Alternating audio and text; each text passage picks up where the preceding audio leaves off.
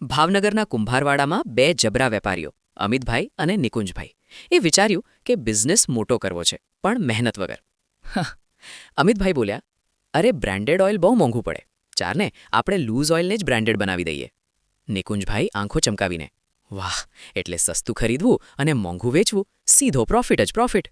બસ પછી શું, loose oil બેરલમાં આવ્યું, મશીનથી 900 ml બોટલમાં ભરાયું, ઉપર સીલ મારાયું, સ્ટીકર ચોંટાડાયું, હીરો, સર્વો, કેસ્ટ્રોલ.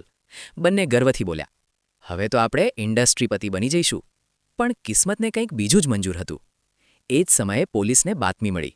એલસીબી સ્ટાફ બોલ્યો, ચાલો ભાઈ, આજે કંઈક સ્પેશિયલ પકડાશે લાગે છે.